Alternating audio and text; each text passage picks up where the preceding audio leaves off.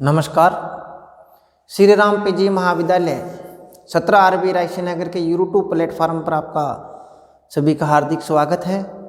मैं JR कड़ेला अपने आज ज्योग्राफी की क्लास में बात कर रहे हैं। आज जो हमारी ज्योग्राफी की क्लास जो हो रही है उस ज्योग्राफी की क्लास में सबसे पहले बात करते हैं।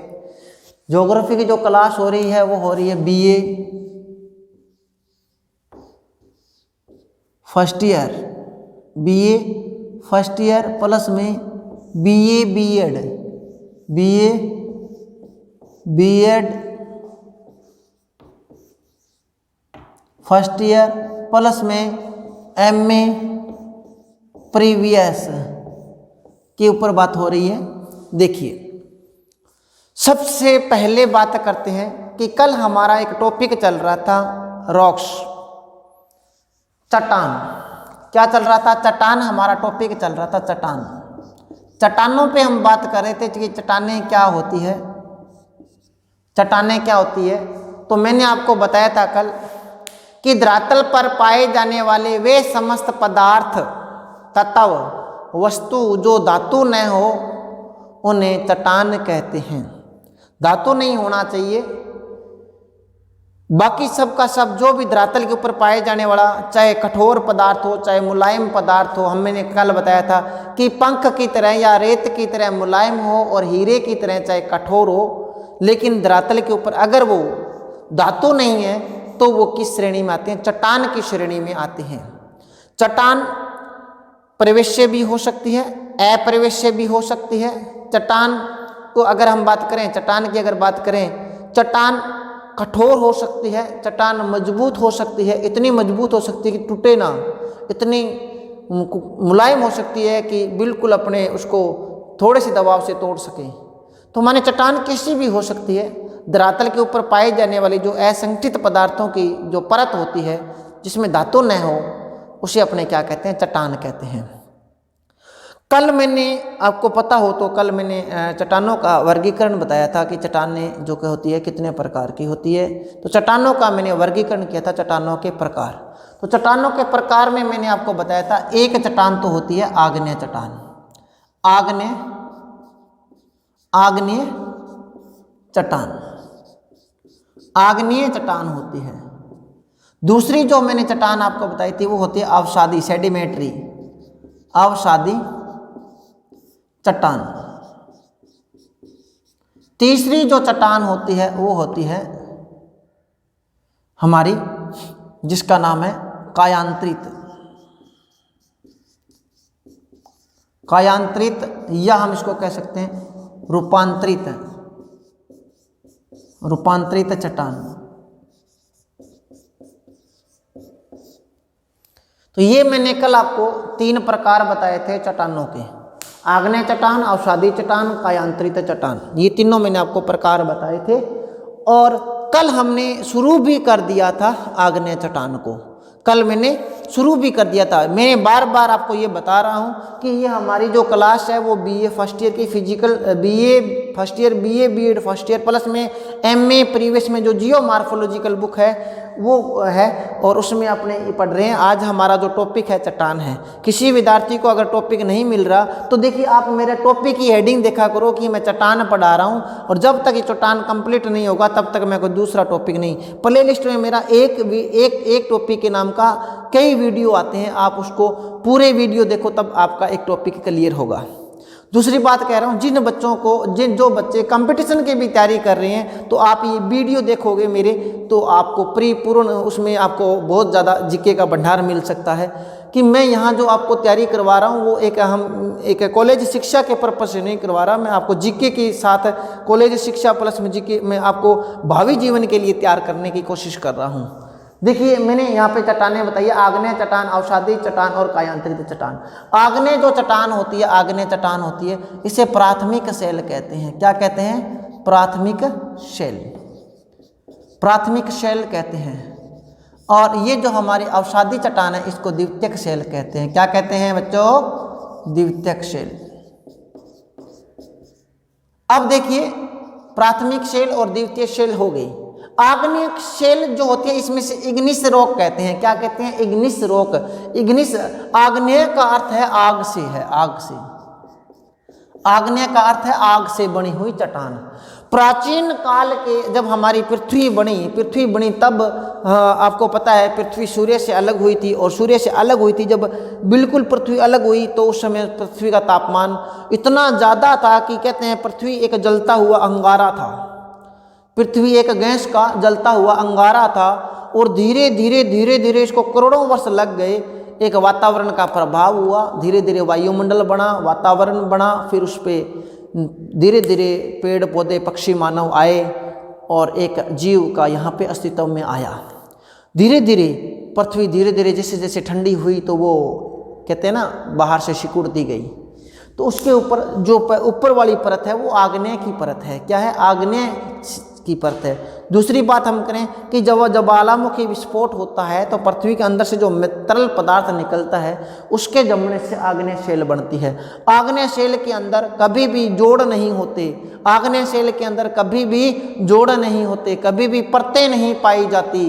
ठीक है, तो आग्नेय शेल में परतें नहीं होती, परत नहीं होती, लेकिन द्वितीयक शेल इसे कहते हैं परतदार शेल। क्या कहते हैं? परतदार शेल। परतदार शेल, इसमें परतें पाई जाती है। ठीक है, अब आगे आग्नेय शेल का मैंने बताया था। आग्नेय शेल दो प्रकार की होती है। मैंने कल आग्नेय शेल शुरू करवा दी थी शायद, और आग्नेय शेल जो होती है वो दो प्रकार की होती है। आज हम आग्नेय शेल को आगे बढ़ाते हैं। तो आग्नेय शेल के बारे में मैंने आपको कल बताया था कि आग्नेय शेल दो प्रकार की होती है। एक आंतरिक आग्नेय शेल होती है, एक बाह्य आग्नेय शेल होती है। आंतरिक आग्नेय शेल और बाह्य आग्नेय शेल। आंतरिक आग्नेय शेल को मैंने पढ़ लिया था। आंतरिक आग्नेय शेल। आंतरिक आग्नेय शेल जो है वो दो प्रकार की मैंने बताई थी। एक है पतालीय आग्नेय शेल और एक थी मध्यम या मध्यवर्ती आग्नेय शेल। पतालीय आग्नेय शेल का अर्थ है कि पृथ्वी की बहुत अधिक गहराई में जो हमें आग्नेय शेल मिलती है पतालों के अंदर बिल्कुल नीचे, वो हमारी पतालीय आग्नेय शेल है। इसके बाद मध्यवर्ती जो आग्नेय शेल होती है इसको मध्यवर्ती आग्नेय शेल कहते हैं। इसमें मैंने आपको कई शेलें बताई थी। बैकोलिथ, फैकोलिथ,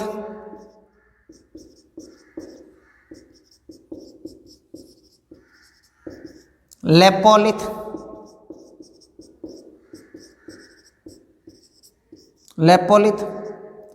सिल, डाइक, शीट। ठीक है, ये सारे के सारे जो है हमारे आंतरिक आग्नेय शेल है। फिर हम बात कर रहे थे बाहरी आग्नेय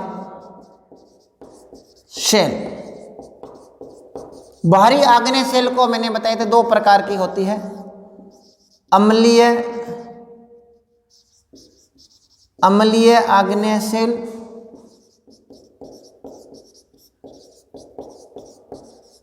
और फिर बताया था क्षारीय आग्नेय शेल। क्षारीय आग्नेय शेल। अम्लीय आग्नेय शेल को मैंने बता दिया था आपको कल। अम्लीय में इसमें जो होती है सिलिका की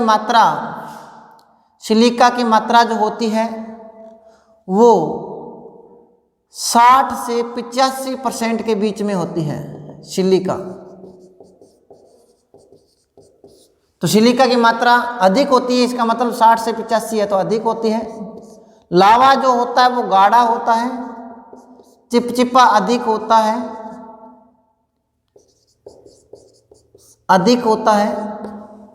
फैलता कम है और इससे पर्वतों का निर्माण होता है।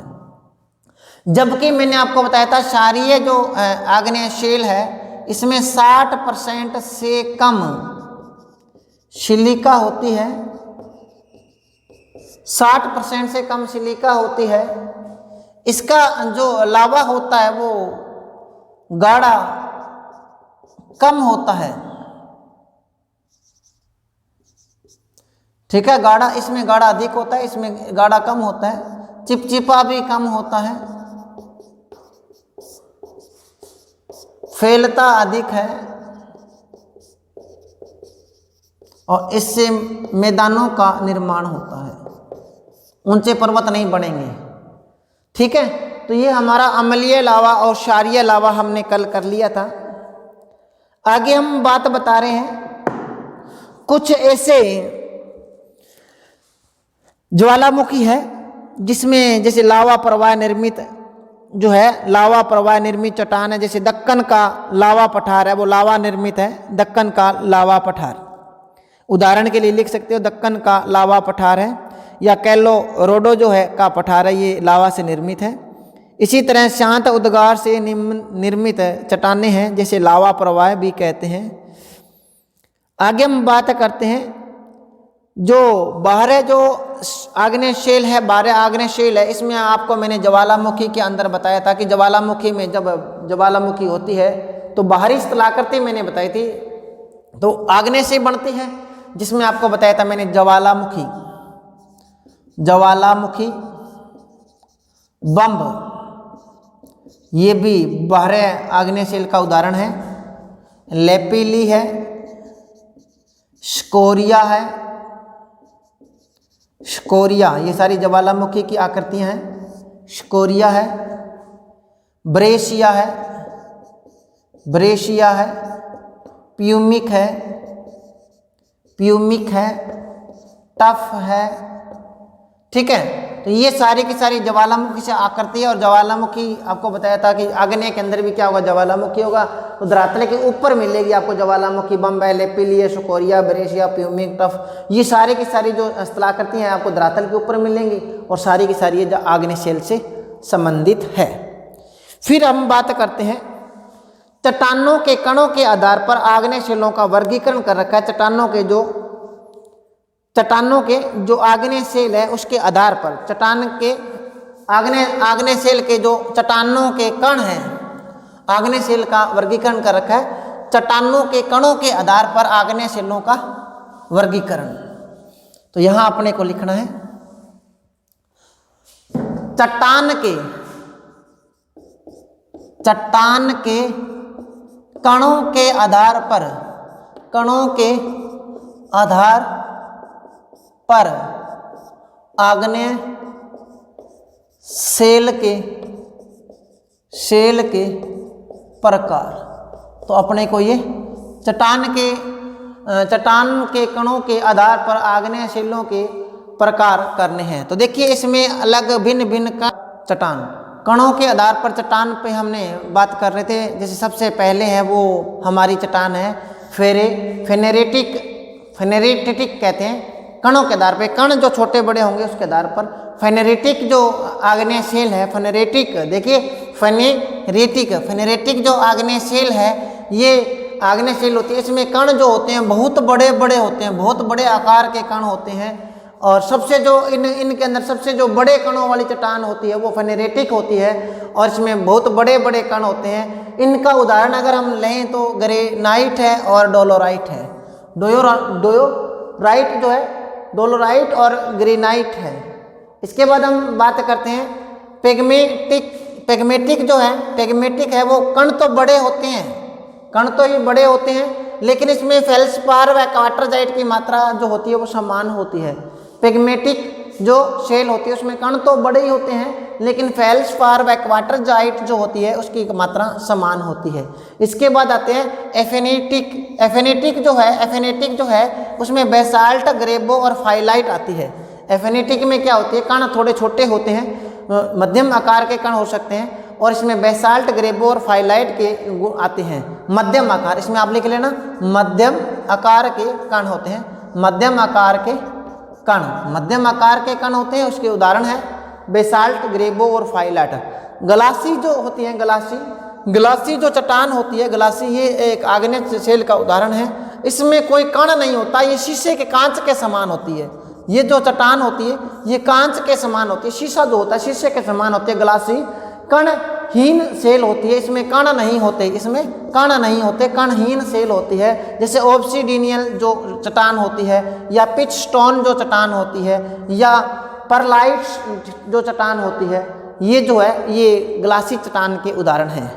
इसके बाद में पोरफायरिटिक जो है, पोरफायरिटिक जो चट्टान होती है मिश्रित कणों की होती है, ना छोटे होते हैं ना बड़े होते हैं ये, ठीक है, ये मिश्रित कणों के जो चट्टान होती है।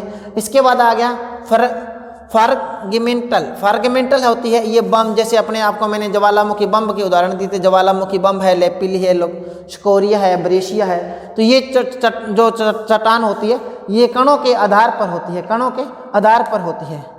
इसके बाद हम बात करते हैं ग्रेनाइट और बेसाल्ट की बात करते हैं, ग्रेनाइट और बेसाल्ट की। देखिए सबसे जो अपने बार बार आ रहा है कि यहाँ पर ग्रेनाइट है, ग्रेनाइट, और ये बेसाल्ट है, यहाँ पर बेसाल्ट, तो इसके ऊपर थोड़ा बात कर लेते हैं, ग्रेनाइट और बेसाल्ट। सबसे पहले हम लिखेंगे ग्रेनाइट। आज अभी हमारी आग्नेय शैली चल रही है, अभी हमने अवसादी सेल शुरू नहीं की है। सबसे पहले लिखेंगे ग्रेनाइट,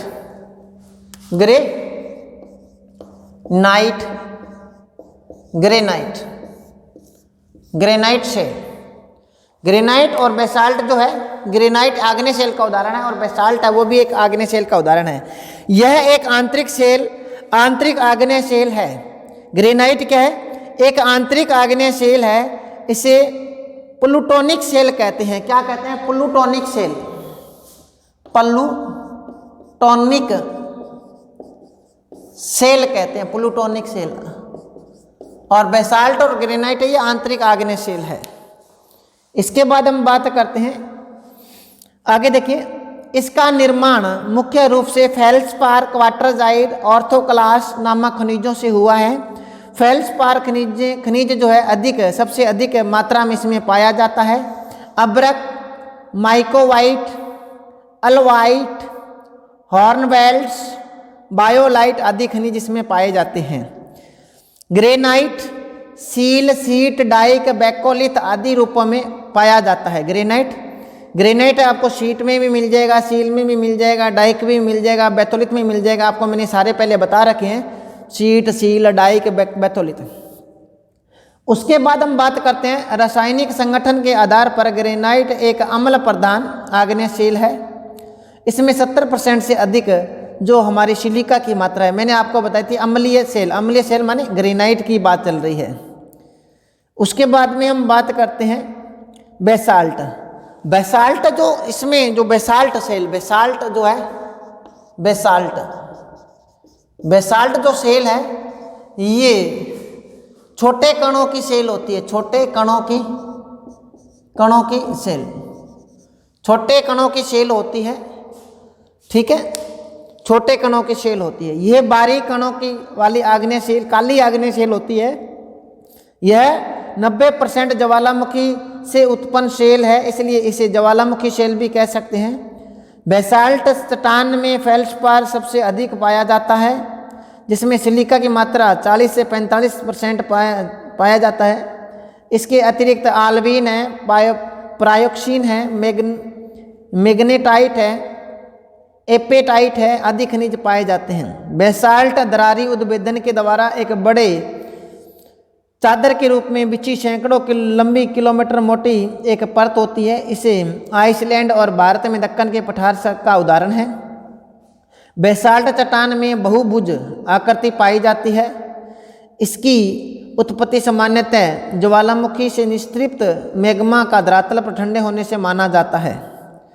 आग्नेय सेल की स्थलाकृति अपने बात कर लेते हैं कि किस प्रकार की स्थलाकृति बनेगी आग्नेय सेल के अंदर। आग्नेय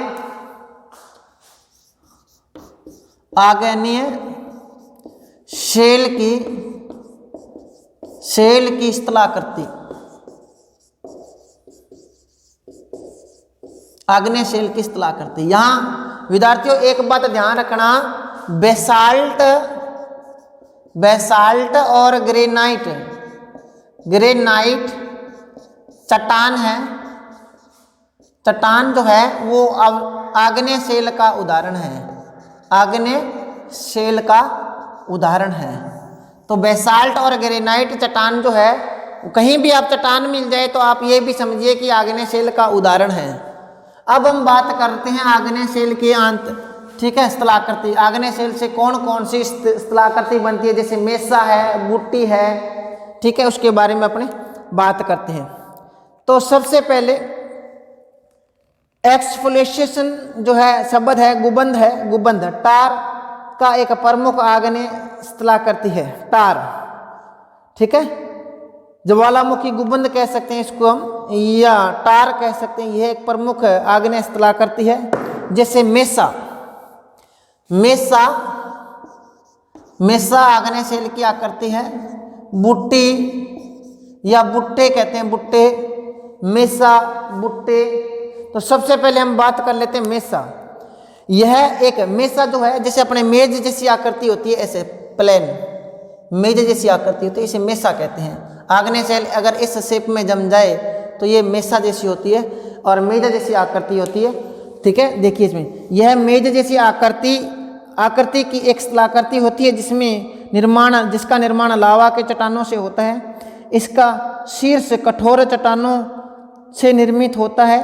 शीर्ष सपाट और किनारे काफ़ी खड़े होते हैं, ठीक है, शीर्ष सपाट व काफ़ी खड़े होते हैं इसके किनारे। अपने ये कह सकते हैं कि इसमें ये जो होती है स्थलाकृति, ये ऐसे होती है, ये जो है, ठीक है, ये, ठीक है, ये ऐसे सपाट मेज की तरह होती है, ऐसे इसकी आकृति होती है, ठीक है। मेसा होती है, मेसा ये खड़ी होती है। इसके उदाहरण देखिए, कोलोराडो प्रांत में ग्रांड मेसा इसका सबसे अच्छा उदाहरण है। रांची का पठार के पाट प्रदेश में कैमूर क्षेत्र तक इसके मेसा का निर्माण हुआ है। बुट्टी, बुट्टी छोटे आकार वाली मेसा, छोटे आकार की, इसका आकार अगर छोटा हो जाए, ऐसा हो जाए,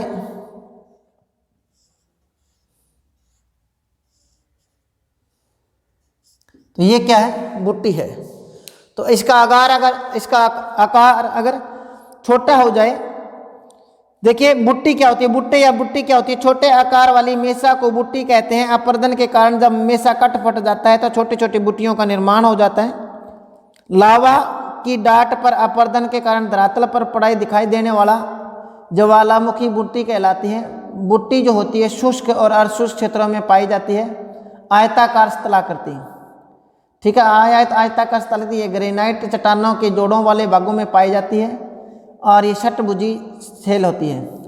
हॉगबैक होती है, हॉगबैक ये जो होती है, जैसे हॉगबैक है, कवेस्टा है, ठीक है, इसके ये होगी हॉगबैक, कवेस्टा, हॉगबैक, कवेस्टा, ये इसकी स्थलाकृति है। इसके बाद हम बात करते हैं अवसादी शेल।